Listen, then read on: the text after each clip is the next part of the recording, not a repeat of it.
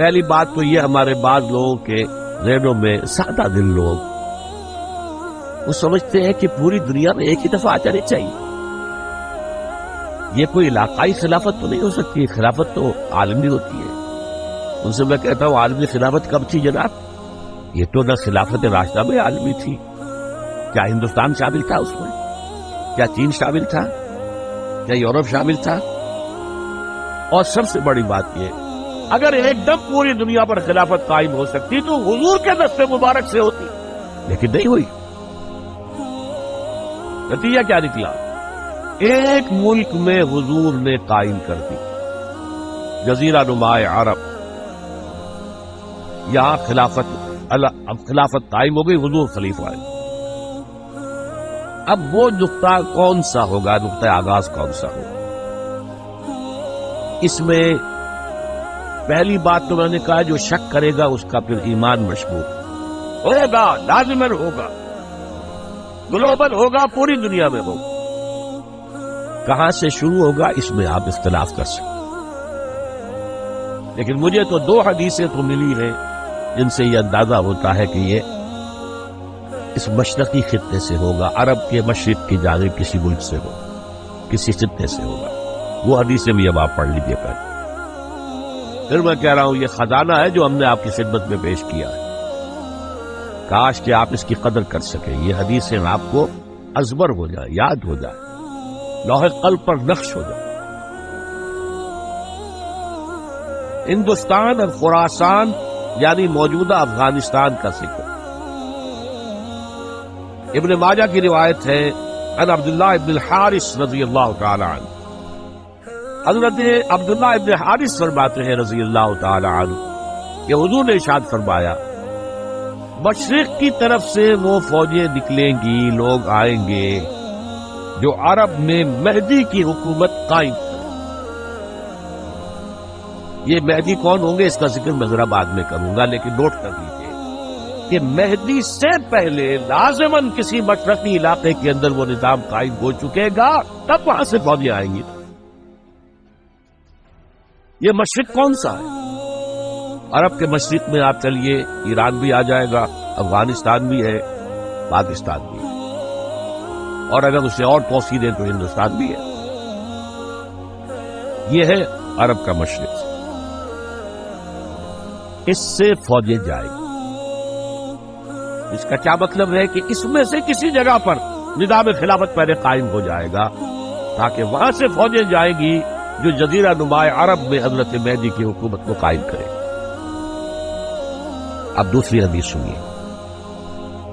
یہ سنن ابن ماجہ کی حدیث تھی جو میں نے آپ کو سنائی، آپ نے پڑھی. دوسری عن ابی ہریرہ رضی اللہ تعالی عنہ، یہ ترمذی شریف کی روایت ہے. قال قال رسول اللہ صلی اللہ علیہ وسلم، خراسان کے علاقے سے سیاہ جھنڈے لے کر فوجیں آئیں گی، ان کا رخ کوئی موڑ نہیں سکے گا، ان کو پیچھے پھیر نہیں سکیں گے کوئی بھی، یہاں تک کہ وہ یروشلم میں جا کر جھنڈے نصب کر دیں.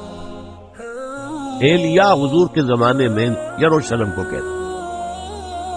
یہ یروشلم تھا جب حضرت سلیمان کی حکومت تھی اور یہاں پر معبد سلیمانی، ہیکل سلیمانی قائم ہوا. پھر یہ یروشلم گرا ہے تاریخ میں، یہاں تک کہ سن 70 عیسوی میں جب ٹائٹس رومی جنرل نے اس کو گرایا، ختم کیا، سیکنڈ ٹیمپل گرا دیا اور یہاں سے یہودیوں کو کہا نکل جاؤ، یہاں سے کوئی یہودی باقی نہیں رہا، تب بالکل تہو بالا برباد کر دیا. اس کے کوئی 150 سال بعد ہیڈریان، رومن ایمپرر ہیڈریان، اس نے پھر دوبارہ آباد کیا اس شہر. 150 سال تک یہ بالکل بنجر اور بالکل غیر آباد. اب ہیڈریان نے جب آباد کیا تو اس کا نام ایلیا ہے، اب یروشلم نام نہیں. تو حضور کے زمانے میں پھر اس کا نام ایلیا. اور اب اس سے کیا معلوم ہو رہا ہے کہ یہ یروشلم مسلمانوں کے قبضے سے اس وقت نکلا ہوا ہوگا. ایک دفعہ پہلے نکلا تھا، سن 1099 عیسوی میں مسلمانوں کے ہاتھ سے نکلا. کروسیڈرز، عیسائیوں نے آ کر اس کو قبضے میں کیا، لاکھوں مسلمانوں کو مارا، قتل کیا. اس کو 1187 عیسوی میں واپس لیا ہے. کس نے لیا ہے؟ صلاح الدین ایوبی. کرد عرب کھوکھلے ہو چکے تھے، عربوں نے کھویا، واپس نہیں لے سکے.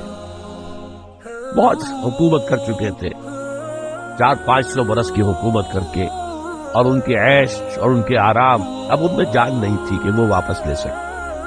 واپس لینے والا گرم کرد صلاح الدین ایوبی. تو گویا کہ اب آپ سمجھیے کہ 88 برس تک عیسائیوں کا قبضہ رہا یروشلم.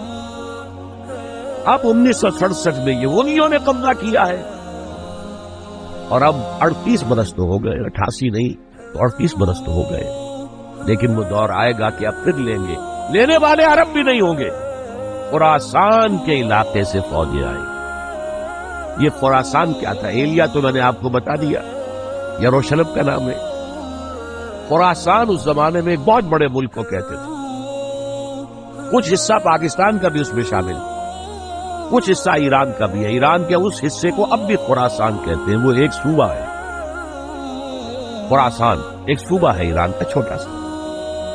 پاکستان میں خاص طور پر یہ جو علاقہ مالاکنڈ ایجنسی کہلاتی ہے، اس سے اوپر جتنا علاقہ ہے، اور یہ جو واخان کی ایک پٹی آتی ہے اوپر، واخان افغانستان کی ایک پٹی سی دم سی چلی آتی ہے جو جا کر چائنا کی سرحد سے مل جاتی.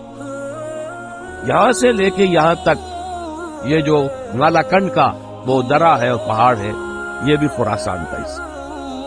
باقی تقریباً 2/3 آف افغانستان ساؤدرن حصہ نہیں ہے خراسان کا حصہ. یہ سیستان کہلاتا تھا، یہ خراسان نہیں ہے. لیکن یہ کہ اوپر کا 2/3 آف افغانستان، اور اس کے ساتھ یہ جو عرب جو اب یہ ترک ممالک آزاد ہوئے ہیں سوویت یونین کی ڈسولوشن کے ساتھ، یہ سارا علاقہ کہلاتا ہے خراسان بزرگ، دی گریٹ خراسان. ایک مرتبہ ایک یہاں کا جو کاؤنسلیٹ ایران کا وہ آئے تھے میرے پاس، ان کے ایک اہم آدمی. ان سے میں نے پوچھا خراسان، تو پہلے تو ان کا خراسان ہمارا ایک صوبہ ہے. نہیں مجھے خراسان، او خراسان بزرگ، وہ جو دی گریٹر خراسان کی بات کر رہے ہیں وہ یہ. تو میں نے اور ذریعوں سے بھی تحقیق کی. پہلے خیال تھا کہ پورا افغانستان اس میں شامل ہے، لیکن اب معلوم ہوا کہ نہیں، یہ جو جنوبی حصہ ہے یہ سیستان کہلاتا تھا. کچھ بلوچستان کا حصہ اس میں شامل تھا اور کچھ یہ جنوبی حصہ. یہاں سے فوجیں جائیں گی، اور یہ فوجیں جا کر خراسان سے چل کر ایلیا پہنچیں گی، یروشلم پہنچیں گی، اور اپنے جھنڈے گاڑ